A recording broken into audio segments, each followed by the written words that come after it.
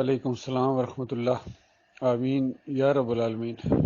یہ ماشاء اللہ معراج الدین صاحب بہت ہی مدلل وضاحت کے ساتھ اور بہت ہی جوش اور جذبے کے ساتھ آپ نے یہ نہ صرف ان کو جواب دیا ہے بلکہ دعوت اللہ کے انداز میں ایک آپ نے بہترین دعوت دی ہے۔ بس یہی الفاظ، یہی ماشاءاللہ جب آپ بازار میں کھڑے ہو کے اسی انداز سے آپ بیان کیا کریں۔ دعوت اللہ بھی آپ آئے ہوئے ہیں، لاہور میں دعوت اللہ کے پروگرام ہونے چاہیے اور آپ بہترین کر سکتے ہیں ماشاءاللہ۔ اس میں یہ نہیں کہ میں نے کبھی کی نہیں، یہی دعوت اللہ، یہی الفاظ ہیں، یہی انداز ہے۔ شروع کر دیں اللہ کا نام لے کے۔ ہمارے کمال خان صاحب نے اسی طرح شروع کی تھی۔ شروع میں وہ بہت گھبرا رہے تھے، جب ان کو کہا بھی نہیں بولنے تو بولنا شروع ہو گئے۔ آپ اسی طرح شروع کر دیں اللہ کا نام لے کے، دیکھنا اللہ تعالیٰ کس طرح رہنمائی فرمائے گا۔ جس طرح ہر معاملے میں مالک رہنمائی فرماتا ہے نا، صرف ایک معاملے میں نہیں، یعنی ہر معاملے میں اللہ رہنمائی فرماتا ہے، اس میں بھی دیکھنا کیسے اللہ رہنمائی فرمائے گا۔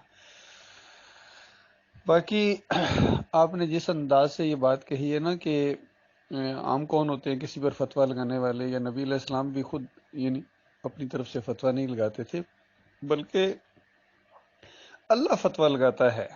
یہ فتویٰ واقعی اللہ لگاتا ہے، اور جو مومن ہوتا ہے وہ اس کو مانتا ہے۔ جس طرح سورہ آل عمران کی آخری آیات میں اللہ تعالیٰ نے آمن الرسول بما انزل الیہ من ربہ والمؤمنون کل آمن باللہ وملائکتہ وکتبہ ورسلہ، اس انداز سے سورہ البقرہ کے آخری رکوع میں، تو اس میں اللہ تعالیٰ گویا تصدیق کر رہا ہے اس بات کی کہ جو کچھ نازل ہوا ہے وہ سب سے پہلے یعنی میرا رسول اس کے اوپر ایمان لایا، اس کی تصدیق کی، پھر رسول نے جب آگے بات پہنچائی تو یہ اصحاب رسول صلی اللہ علیہ وسلم ہیں، انہوں نے مومنوں نے اس کی تصدیق کی، اور یعنی وہ ماننے والے بنے گے۔ جو بات اللہ نے کہی بالکل سچی، جو بات اللہ نے کہی وہ سچی۔ اللہ نے جس کو مشرک کہا وہ مشرک ہے، جس کو اللہ نے کافر کہا وہ کافر ہے، جس کو اللہ مومن کہتا ہے وہ مومن ہے۔ ہر انداز سے یہی بات ہے۔ اور پھر دوسری جگہ اللہ تعالیٰ نے اسی بات کو ڈیفرنٹ اینگل سے کہا۔ یہی تو اللہ کی کتاب کی خوبصورتی ہے کہ ایک ہی بات کو ہر اینگل سے کہا جاتا ہے اور پوری طرح ایک نتیجہ سامنے آ جاتا ہے۔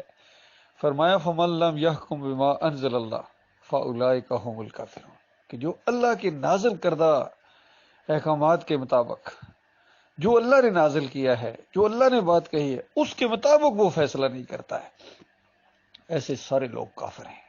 یعنی انکاری، کافر کا مطلب کوئی گالی نہیں ہے، یعنی ایسے سارے لوگ اللہ کے انکاری ہیں، وہ اللہ کو نہیں مانتے ہیں۔ اللہ کا ماننا یہ ہے کہ اللہ کی بات کو ماننا، جس کو اللہ نے سچ کہا ہے وہ سچ ہے، جس کو اللہ نے حق کہا ہے وہی حق ہے، جس کو اللہ نے باطل کہا ہے وہی باطل ہے۔ یہ اللہ کا ماننا ہے، یہ اللہ کے اوپر یقین ہے۔ اور فرشتوں کا ایمان بھی اسی انداز سے ہے۔ اور ایک مشہور حدیث ہے جو بڑی ڈرا دینے والی بھی ہے کہ نبی علیہ السلام نے فرمایا کہ 3 قسم کے لوگ جب اللہ کی عدالت میں پیش کیے جائیں گے، ایک بہت بڑا عالم دین ہوگا، ایک بہت بڑا شہید ہوگا جس کو، اور ایک بہت بڑا سخی ہوگا جس نے بڑا مال خرچ کیا، اور ساری دنیا میں لوگ یہی سمجھتے رہے گے ایسے ہی ہیں، اور ان سے اللہ تعالیٰ اپنی نعمتوں پہلے یاد دلائے گا کہ میں نے تمہارے ساتھ یہ کیا، میں نے تمہارے ساتھ یہ کیا، اب تم نے کیا کیا میرے لیے؟ تو عالم دین کہے گا یا اللہ میں نے یہ دین پھیلایا، علم پھیلایا، یہ کیا، صبح شام ایک کر دی۔ تو اللہ تعالیٰ کہے گا کذاب، اور جیسا اللہ کہے گا کذاب، سارے فرشتے اس وقت کہیں گے یہ کذاب ہے، تو کذاب ہے۔ حالانکہ دیکھیے فرشتے تو نہیں جانتے، اللہ جانتا ہے۔ فرشتوں کا ایمان اللہ کے اوپر ایسا ہے کہ جب اللہ نے کہہ دیا تو کذاب ہے، بس بات ختم ہو گئی، پھر تیری کوئی وضاحت نہیں چلے گی، تو کذاب ہے، واقعی اللہ کی بات سچی ہے۔ اسی طرح دوسرے سے جب کہا جائے گا کہ اپنی نعمتیں یاد دلانے کے تو نے کیا کیا، وہ کہے گا یا اللہ میں نے اپنی جان لگا دی، تیرے راستے میں میں نے جان دے دی تیرے دین کو غالب کرنے کے لیے۔ مالک فرمائے گا کذاب، تو نے یہ سب کچھ اس وجہ سے کیا تھا کہ لوگ تجھے بڑا بہادر کہیں، اور پہلے والے کو کہا تھا کہ لوگ تو نے اس لیے کہ لوگ تجھے بڑا عالم دین اور قاری صاحب اور مفتی صاحب اور علامہ صاحب تاریخ میں تمہارا نام ہو، تمہاری یہ خواہش تھی تو وہ ہو گئی، اب میرے سے کیا لیتے ہو؟ اور تیسرے کو جب کہا جائے گا تو وہ کہے گا یا اللہ تو نے مجھے مال و دولت دی، میں نے تیرے راستے میں صبح شام دائیں بائیں آگے پیچھے ہر طرف اس طرح خرچ کی، لٹایا مال۔ اللہ تعالیٰ کہے گا کذاب، یہ تو نے سب کچھ اس لیے کیا تھا کہ لوگ تجھے سخی کہیں، تجھے غنی کہیں، تجھے تیری تعریف، وہ ہو چکا، اب میرے سے کیا لیتے ہو؟ تو اس کے بعد نبی علیہ السلام نے ابو ہریرہ رضی اللہ تعالیٰ عنہ کی ران کے اوپر اس طرح ہاتھ، جسے تھپکی ماری جاتی ہے ران کے اوپر، کہا کہ ابو ہریرہ جہنم کا افتتاح اس سے ہوگا، جہنم کا آغاز ان لوگوں سے ہوگا۔ استغفر اللہ، کس طرح خوفناک معاملہ ہے۔ تو یہ چیزیں ہیں، یہ باتیں ہیں، یعنی دین کی باتیں ہمارے سامنے آ گئی ہیں، تو اب ظاہری بات ہے کہ حق اور باطل تو بالکل واضح ہو گیا ہے، بالکل جو نا کھول کھول کے یہ باتیں بتا دی گئی ہیں، اور پھر بھی اگر کسی کو یقین نہیں آتا ہے کہ جو اللہ نے کہا وہ سچ ہے، وہ حق ہے، اور زیادہ سے زیادہ ان کا یہ ہے کہ آپ متشدد بہت ہیں، آپ سختی بہت کرتے ہیں۔ اللہ جس کو کافر کیسے، آپ کیوں کہتے ہیں کافر؟ بھائی ہم اس کو کافر سمجھتے ہیں جس کو اللہ ہمارا مالک کافر کہتا ہے، کیونکہ اللہ تعالیٰ اصول بیان کرتا ہے، عقیدہ بیان کرتا ہے، اس عقیدے کے مطابق جس کا بھی عقیدہ وہ اس کھاتے میں جائے گا۔ باقی جس طرح اللہ نے ایمان کی باتوں کو بیان کیا ہے، اس طرح کا ایمان جس کا ہے، پوری دنیا کے علماء مل کے اس کو کافر کہیں، اس کو مرتد کہیں، اس کو باغی کہیں، انتشاری کہیں، جس طرح ہمارے حضرت صاحب کہتے ہیں، جو ان کی بات نہیں مانے کہتے ہیں باغی ہیں، انتشاری ہیں، جماعت کو چھوڑ دیا۔ تو جو مرضی کہتے ہیں، ان کے کہنے سے کیا ہوتا ہے؟ اللہ تعالیٰ نے اپنی کتاب میں لکھ کے دے دیا کہ یہ صفات پیدا کرو، فَأُولَئِكَ هُمُ الْمُفْلِحُونَ فَأُولَئِكَ هُمُ الْمُهْتَدُونَ، اس طرح لکھ کے دے دیا اللہ اپنی کتاب میں کہ جو اس طرح میرے اوپر ایمان لائے، یہ ہیں صحیح معنوں میں ہدایت یافتہ ہے، یہ ہیں صحیح معنوں میں فلاح پانے والے۔ اور کہیں فرمایا یہ ہیں صحیح معنوں میں مومن، یہ ہیں صحیح معنوں میں متقین۔ اس طرح اللہ نے کھول کھول کے بیان کیا ہے، اور کافروں مشرکوں کے بھی عقیدے بیان کیے ہیں جو اس طرح کا طرز عمل اختیار کے، یہ ہیں۔ کہیں فرمایا اولئک هم الکافرون حقا، یہ وہ کافر ہیں جنہوں نے کافر ہونے کا حق ادا کر دیا ہے، جو بیچ والی گراہ چلنا چاہتے ہیں، نہ ادھر نہ ادھر، درمیانی ایک اپنا فلسفہ جاڑنا چاہتے ہیں۔ بات سمجھ گئے ہیں؟ چونکہ اس راستے پر چل نہیں سکتے ہیں، اب جناب درمیانی ذرا راہ اختیار کی جائے تاکہ لوگوں کی مخالفتوں سے بھی ذرا جان چھوٹی رہے، اور دین کا کام بھی گویا کر رہے ہیں۔ مالک فرماتا ہے یہ وہ ہیں جو اصل میں کافر ہیں، جنہوں نے کفر کا حق ادا کر دیا ہے، اپنی چلاتے ہیں بے ایمان، اللہ کی بات نہیں مانتے، اپنے نفس کی بات کو مانتے ہیں۔ تو اصل میں یہ پرابلم ہے ان کا یہ پرابلم ہے، چاہے وہ اوپر سے سر سید احمد خان ہوں، غامدی ہوں، یہ منکرین تکفیر کی میں بات کر رہا ہوں، یہ پرویز ہو، اور یہ آج کل یہ نیا ٹولہ نکلا ہے جس کی سرپرستی کر رہے ہیں یہ ذیشان اور رفعت نواب، اور یہ سارے کہ کسی کو کچھ نہ کہو، کسی کو کچھ نہ کہو۔ ٹھیک ہے، نہ کہو نا بھائی، ہمیں کیوں کہتے ہو؟ ہم تو کہیں گے، ہمارا مالک جس کو کافر کہتا ہے ہم اس کو کافر سمجھتے ہیں، جس کو مشرک کہتا ہے ہم اس کو مشرک سمجھتے ہیں، اور کہتے بھی ہیں، ٹھوک بجا کے کہتے ہیں، نام لے کے باپ کا بھی نام لیتے ہیں، یہ ہے وہ، یہ طاغوت ہیں جنہوں نے امت مسلمان کو برباد کیا ہے۔ اور نبی علیہ السلام نے نام لیے ہیں، قرآن میں نام آئے ہیں، حامان اور قارون، ابو لہب، اس طرح نام لے کے اللہ تعالیٰ نے ان کی، ورنہ نام لینے کی کیا ضرورت ہے؟ صرف مثبت بات کہہ دی جاتی، بھائی یہ عقیدہ رکھو، یہ عقیدہ نہ رکھو، بات ختم تھی۔ کون مخالفتیں کرتا؟ نبی علیہ السلام جیسے بہترین انسان کو، بہترین اخلاق والے انسان کو مکہ سے نکال دیا گیا؟ بتاؤ کیوں؟